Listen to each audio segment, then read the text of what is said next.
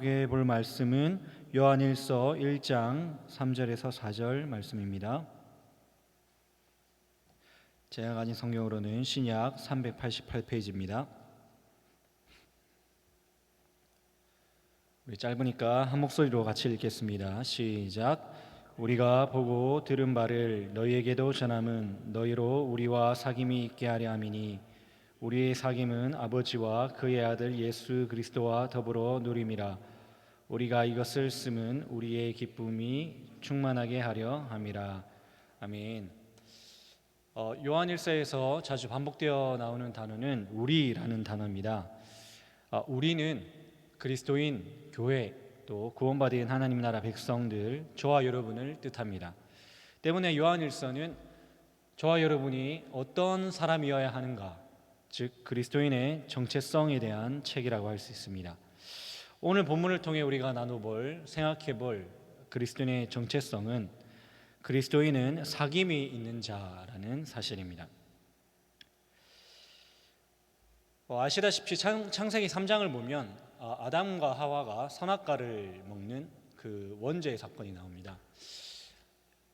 이 원죄 사건으로 인해서 우리가 받은 어떤 죄의 결과들, 그리고 하나님의 저주들이 창세기 3장에 많이 나와 있지만 우리가 두 가지 정도만 생각해 보자면, 첫 번째는 이 원죄로 인해서 하나님과의 관계가 깨어져 버렸다는 사실입니다. 창세기 3장 9절에서 10절 말씀 보시면, 여호와 하나님이 아담을 부르시며 그에게 이르시되 네가 어디 있느냐. 이르되 내가 동산에서 하나님의 소리를 듣고 내가 벗었으므로 두려워하여 숨었나이다. 하나님 없이 살 수 없었던 아담과 하와가 이 원죄로 인해서 하나님을 두려워하여 숨었다라는 것이 원죄의 첫 번째 결과입니다. 우리는 죄의 본성상 때문에 하나님을 두려워합니다. 영적 존재에 대한 본능적인 두려움이 있습니다. 하나님은 우리를 그분과의 그 사랑의 관계를 나누는 존재로 만드셨지만 죄의 결과로 인해서 그 관계가 깨어져 버린 것이죠.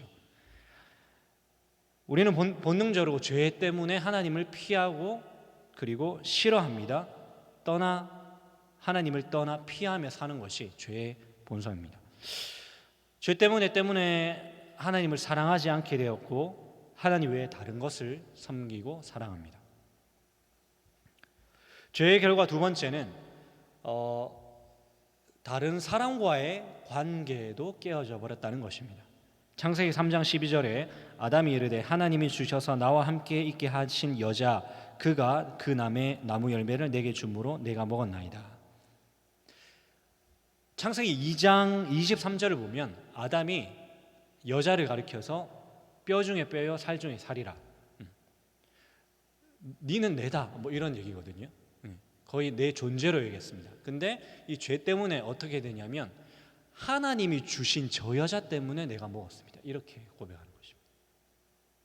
자신에게 필요한 존재였던 그 여자 하와는 하와의 말의 의미처럼 돕는 배필이었는데 죄 때문에 불필요한 존재로 여기는 것입니다. 죄 때문에 우리는 다른 사람과의 관계가 깨어져 버렸습니다. 때문에 철저히 홀로 되는 것이고, 죄의 본성은 다른 사람을 사랑하지 않고 용서하지 않고 미워하고 시기하고 질투하게 되는 것, 그것이 죄의 결과고 우리의 죄된 본성입니다. 그런데 복음은 이러한 관계, 죄를 해결하죠. 복음이란 것은 죄를 해결합니다. 여러 가지 죄의 결과들, 또 하나님의 저주들을 다 없이 하는데, 방금 말씀드린 이 죄의 결과 두 가지를 복음은 회복시킵니다. 하나님과의 관계도 회복시키고요, 그리고 다른 사람과의 그 관계도 회복시킵니다. 그것이 어떻게 가능합니까? 예수 그리스도로 인하여 가능합니다. 오늘 우리가 읽었던 본문 3절에 우리의 사귐은 아버지와 그의 아들 예수 그리스도와 더불어 누림이라. 우리의 사귐이라고 표현합니다. 우리의 사귐, 즉 하나님과의 그 사귐의 관계, 그리고 다른 사람과 즉 성도들과의 사귐의 관계는 무엇으로 인해서 회복됐냐면 예수 그리스도로 인해서 회복되었습니다. 먼저 첫 번째, 하나님과의 관계는 어떻게 회복되었나요? 로마서 5장 10절에 곧 우리가 원수 되었을 때에 그의 아들의 죽으심으로 말미암아 하나님과 화목하게 되었다고 말합니다. 우리는 본래 원수였는데 죄 때문에 이제는 그 관계가 회복된 하나님의 자녀가 된 것입니다. 그런데 뭐 때문에요? 그의 아들의 죽으심으로 인해서. 여러분 너무나 잘 아시는 사실입니다. 예수님께서 죄인이었던 우리를 대신해서 죽으셨고 때문에 우리가 구원받아 하나님의 자녀가 되었고 예수님의 친구가 되었죠. 원수였는데 자녀, 친구가 되었습니다. 관계가 깨어졌는데 이제는 그 자녀의 관계, 친구의 관계가 회복된 것입니다. 때문에 구원받은 그리스도인들 우리는 하나님과의 관계가 회복된 자입니다. 때문에 이제는 하나님을 진정으로 예배하게 되고 하나님을 경험하고 만나게 됩니다. 이 사귐을 회복하게 되는 것이죠. 특별히 이 사귐은 말씀을 가까이 하는 것입니다. 하나님은 즉 예수님은 하나님의 말씀이시기 때문에 예수와 더불어 누린다는 것 자체는 하나님의 이 말씀을 통해서 우리가 그 하나님과의 사귐을 누린다는 것입니다. 두 번째, 복음은 다른 사람과의 그 관계도 회복시키죠. 깨어졌던 미움, 시기, 질투, 원망, 분노 이런 것이 가득했던 다른 사람과의 그 관계가 이 복음은 이것도 회복시킵니다.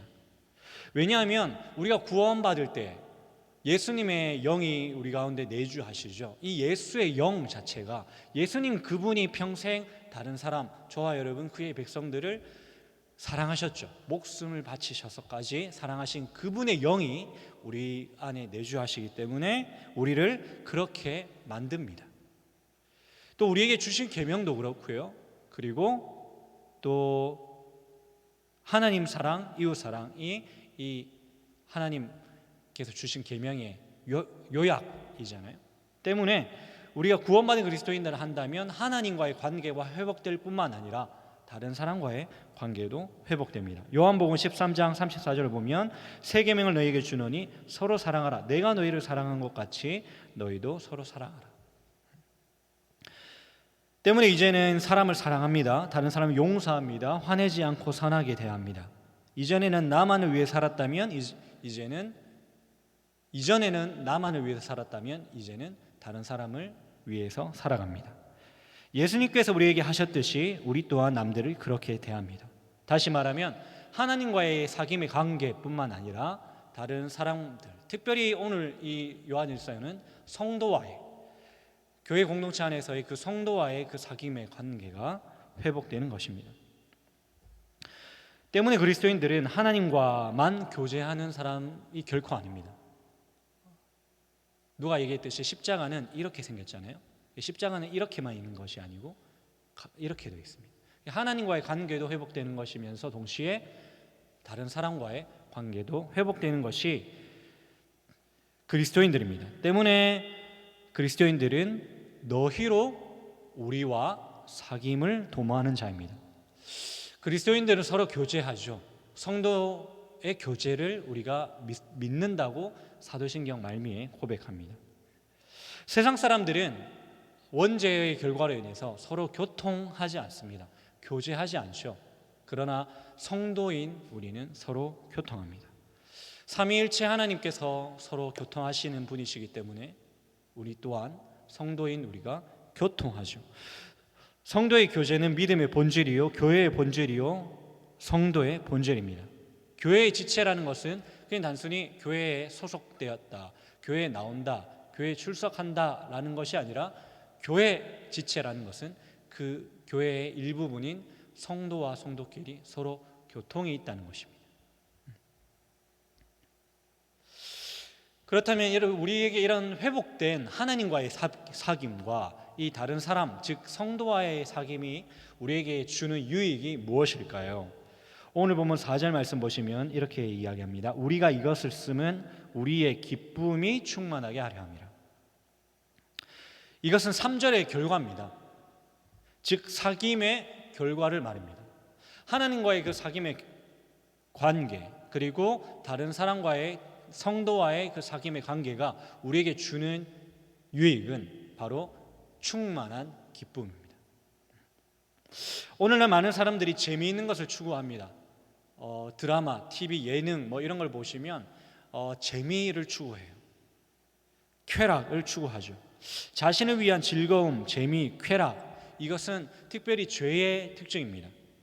우리 안에 있는 죄는 본능적으로 쾌락과 재미를 추구하죠. 그러나 우리가 생각해야 할 것은 이 세상의 수많은 기쁨들은 기쁨이 없는 건 아니죠.